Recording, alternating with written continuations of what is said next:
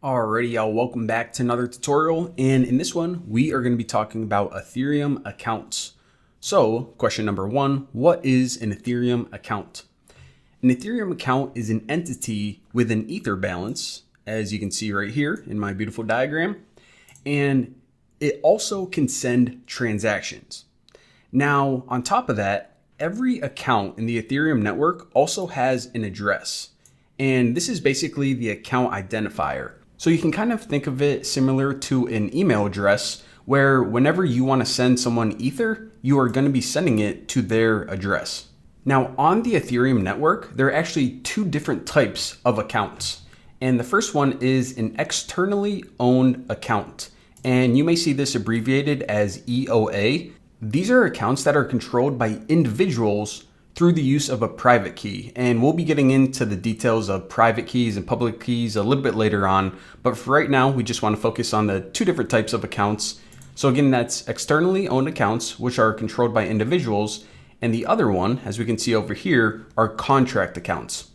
Now, these accounts are controlled by smart contracts, and they don't require the use of any private key at all. And the reason for that is it's because everything about this account is really just controlled by code. So no need for a private key or public key or any of that. Now, externally owned accounts and contract accounts actually have a lot in common. So let's go ahead and talk about the ways that they're similar, and then we'll talk about the ways that they're different.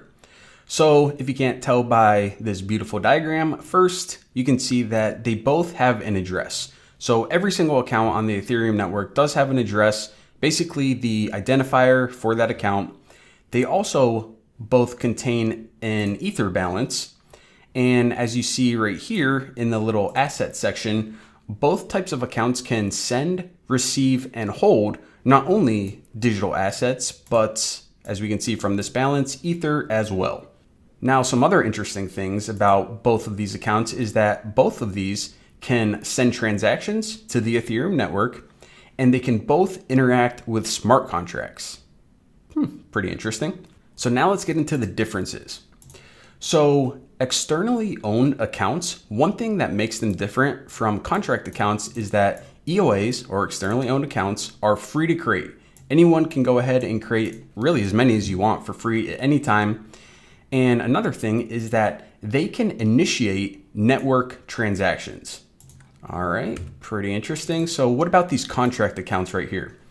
So contract accounts, they actually require Ether in order to create these.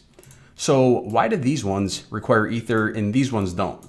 Well, contract accounts require Ether to create because upon creation, you're actually using network storage. Now, another difference worth mentioning is that contract accounts, they can't initiate transactions on their own. They first need to be triggered by a user with an EOA, an externally owned account, and then that trigger can essentially cause the contract account to execute many different actions, such as transferring tokens or even creating a new contract, which is an interesting use case, but we'll see why that's useful a little bit later.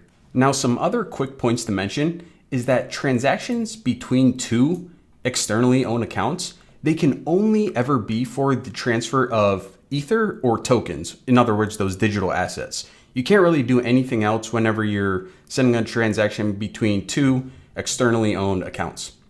Now, whenever a transaction is sent to a smart contract, that's actually going to trigger the smart contract to run. So these smart contracts are essentially going to be stored on the network. And then whenever a user sends a transaction to that smart contract, it's going to kick off execution of whatever program it is.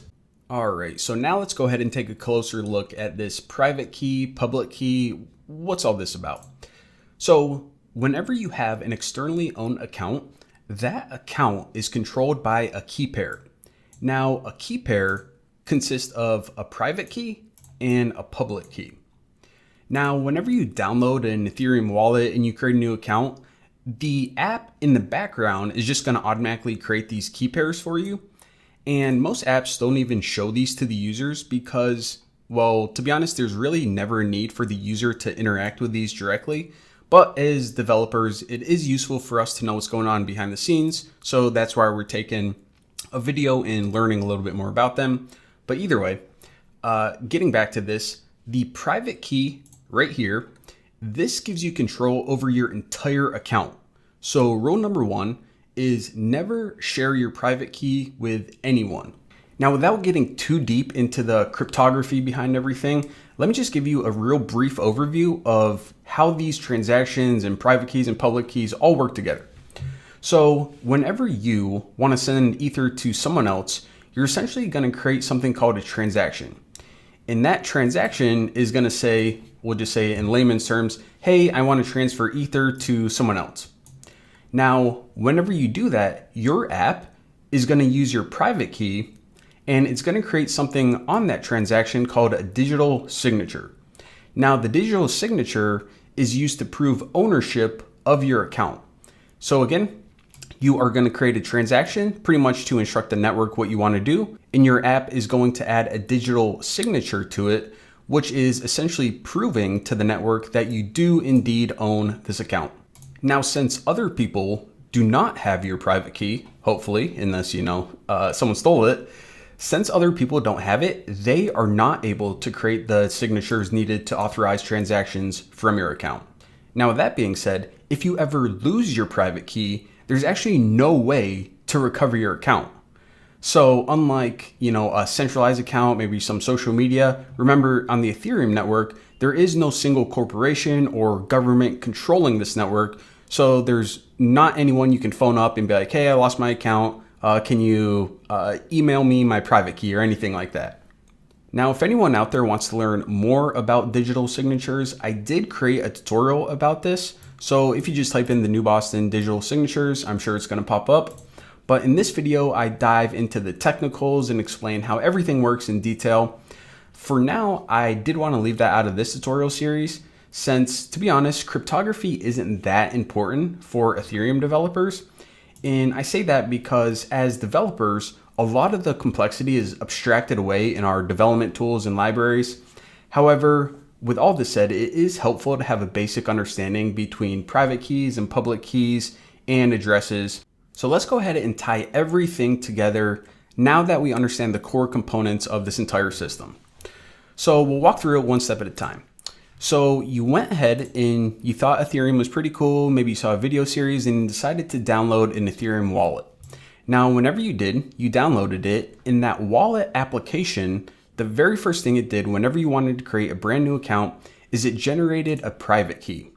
Now, behind the scenes, a private key is just a really long random number. And this is generated sometimes from user input, but most of the time, your computer just uses whatever random number generator to generate a secret private key.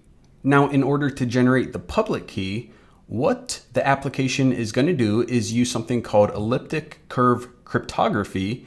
And this is explained in my digital signature video. But real quick, what it's going to do is use something called a one-way function to essentially get a value for the public key. And the cool thing about this relationship right here is that if you have a private key, using elliptic curve cryptography, you can always figure out the public key. Now, this is where things get interesting. If you have the public key, you cannot figure out the private key. So that's why the term one-way function comes in, because you can essentially calculate something in one way, but not backwards the other way. Now, what is the relationship between this public key and the address?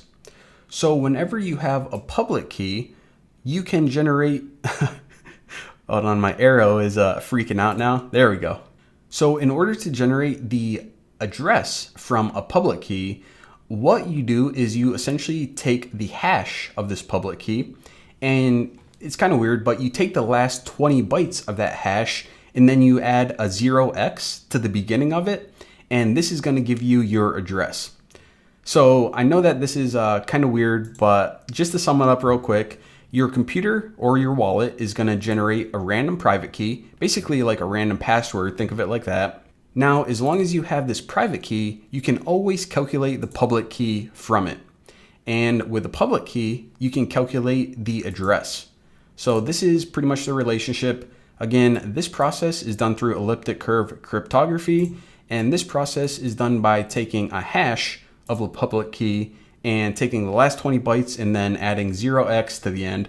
Again, I do want to mention that if all of this feels a little bit overwhelming or it doesn't really make sense, we really never need to get into the weeds of all this as developers. It's just that as developers, whenever I mention private key, public key, or address, I don't want to confuse anyone, and I do want to point out that there is a difference between each of these three values, and that's really all you need to know. So on that note, we are finally done discussing public keys, private keys, accounts addresses, different types of accounts. And in the next video, we are going to be getting into transactions, which are, well, a whole lot more interesting. So thank you for watching. Don't forget to subscribe, and I will see you later.